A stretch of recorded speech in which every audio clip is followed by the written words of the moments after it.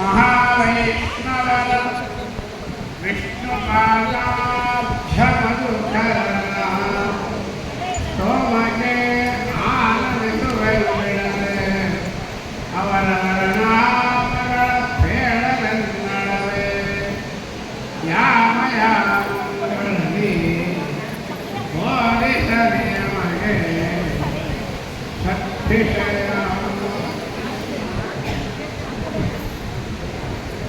ಹಣೆಯಲೊಪ್ಪುವ ತಿಲಕ ಮಣಿಗಣಾರ್ಚಿತ ಕಂಠ ಕರದಲ್ಲಿ ಪಣಿತ ವೀಣಾ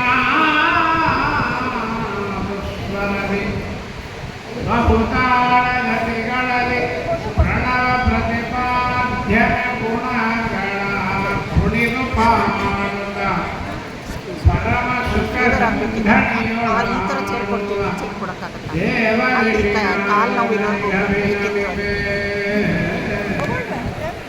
ಸರಸ್ವತೀ ತೀರದಲ್ಲಿ ವಿನಯೀಶರ ಮುನಿಗಳ ನುಡಿಗೆ ಜಗನ್ನಾಥನ ಮಹೇಶ ಅಚ್ಯುತರ ಲೋಕಗಳಿಗೆ ಹೋಗಿ ವಿಚಾರಿಸಿ ಸಕಲ ಗುಣಗಳ ಕೇಶವನೇ ಪರದೈವವೆಂದು ಉಪದೇಶಿಸಿದ ಗುರು ಮುನಿ ಬಗುಣಲಿಯ ಮಗೆ ಅಖಿಲ ಪುರುಷಾತ್ಮಗಳ ಅನ್ನನೋಭೀಷ್ಟವರ್ಣಂ ಸರ್ವಾಭೀಷ್ಟಫಲಪ್ರದಂ ಸೌಂದರ್ಯ ಗುರುಮಂತೆ ಕಾಮಶ್ರೇಷ್ಠಂ ದಯಾಮಿ.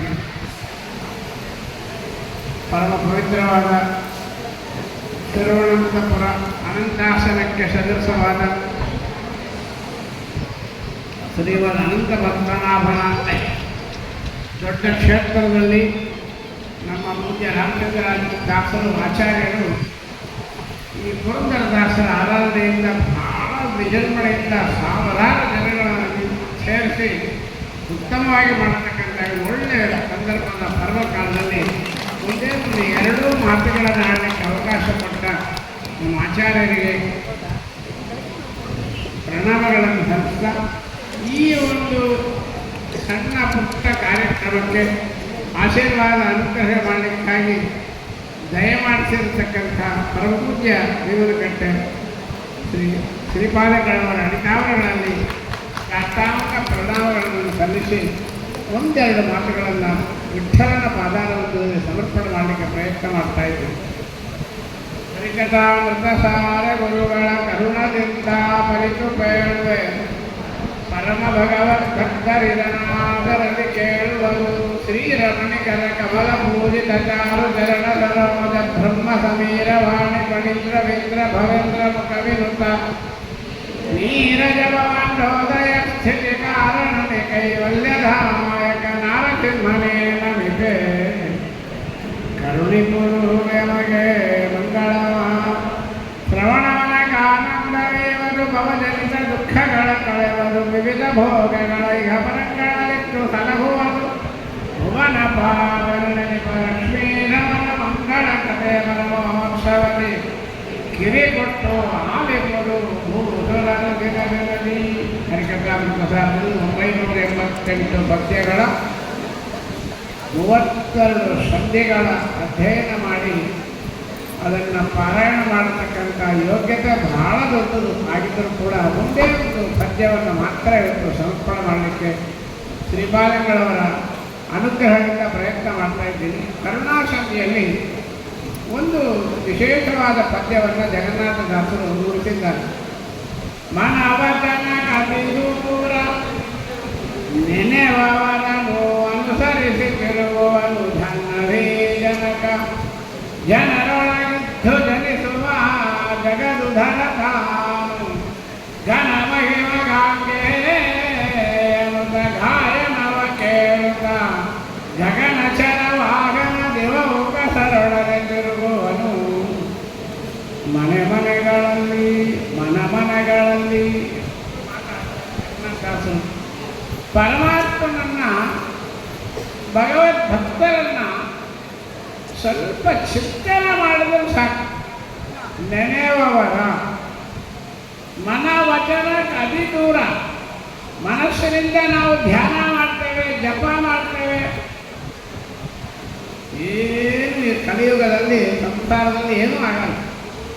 ಧ್ಯಾನವು ಮಾಡಿ ನಿನ್ನ ಸಂಪಾದಿತನೆಂದ ವ್ಯಾಸರಾಜರು ಹೇಳ್ತಾರೆ, ಧ್ಯಾನ ಮಾಡೋದು ಭಕ ಸರ್ವ ಕಾಠಗಳಲ್ಲಿ, ಜಪವು ಮಾಡಿ ನಿನ್ನ ಸಂಪಾದಿತನೆಂದರೆ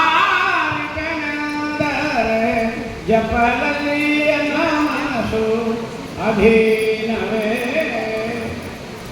ಮನಸ್ಸು ನಿಲ್ಲೋಲ್ಲ, ಬರೀ ಬಕಪಕ್ಷಿಯಂತೆ ಕಲ್ಲಿನ ಪಕ್ಷಿಯಂತೆ ಬೇಗ ಗಟ್ಟಿ ಮಾಡ್ಕೊಂಡು ಕೂತರೂ ಪ್ರಯೋಜನ. ಕಾರಣ ಯಾವುದು?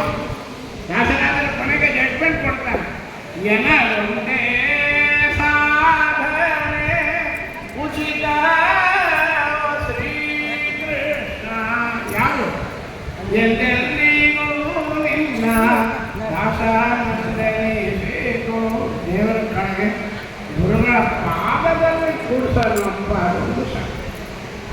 ಅಂತ ಪದ್ಮನಾಭ ದೇವರ ಇಂಥ ಮಹಾ ಆಚಾರ್ಯರ ಪೀಠದಲ್ಲಿ ಬಂದಿರತಕ್ಕಂಥ ಗುರುಗಳ ಪಾದದಲ್ಲಿ ನನ್ನ ಕೂಡಿಸಿಬಿಡು ಸಾಕು. ಒಂದೇ ದೊಡ್ಡ ಸಾಧನೆ, ವಿಚಿತ್ರವಾದ ಆ ಕೈಲಾಗೋದು ಅದು ಆಗೋಲ್ಲ. ಅಂದಮೇಲೆ ಮನವನ್ನ ಅತಿ ದೂರ, ಮನಸ್ಸಿಗೂ ವಚನಕ್ಕೂ ಬಹಳ ದೂರ ಇದ್ದಾನೆ. ಆದರೆ ನೆನೆಯುವವರ ಯಾರು ಸ್ಮರಣೆ ಮಾಡಿದ್ರು ಶಾಂತ ಕೊಡ್ತಾನೆ ಜಗನ್ನಾಥ ಅವರು. ಜನಮಹಿಮ ಧನ್ಯೇಂದ್ರ ಗಾಯನವ ಕೇಳುತ್ತಾರೆ. ಭೀಷ್ಮಾಚಾರ್ಯರು ತಮ್ಮ ಅಂತ್ಯಕಾಲದಲ್ಲಿ ಅಸ್ತ್ರಗಳನ್ನು ಹಾಕಿ ಶತಪಂಚದಲ್ಲಿ ಮಲಗಿದ್ದಾರೆ. ಯಾರು 520 ವರ್ಷ ಅಧ್ಯಯನ ಮಾಡಿ ತಪಸ್ಸು ಮಾಡಿ ಶಾಸ್ತ್ರಗಳನ್ನು ತಿಳ್ಕೊಂಡು ಭೀಷ್ಮ ಪಿತಾಮಹರಿಂದ ಅನಿಸ್ಕೊಂಡು ದೊಡ್ಡ ವ್ಯಕ್ತಿಗಳಾಗಿರ್ತಕ್ಕಂಥವರು ಆ ಪಾಪಗಳ ಕಳ್ಕೊಳ್ಳಿಕ್ಕಾಗಿ ಮಲಗಿದ್ದಾರೆ. ಕೆಲವೇ ನಿಮಿಷಗಳಲ್ಲಿ ಪ್ರಾಣ ಉತ್ತರವಾಗತಕ್ಕಂಥ ಸನ್ನಿವೇಶದಲ್ಲಿ ನಮ್ಮಮ್ಮ ದ್ರೌಪದಿ ಮೆರವಣಿಗೆ ಯೋಚನೆ ಮಾಡಿದಂತೆ ತಾತ ಇನ್ನೂ ಕೆಲವು ನಿಮಿಷದಲ್ಲಿ ಹೊರಟು ಬಿಡ್ತಾರೆ, ಹೋಗಿ ನೋಡ್ಕೊಂಬರೋಣ.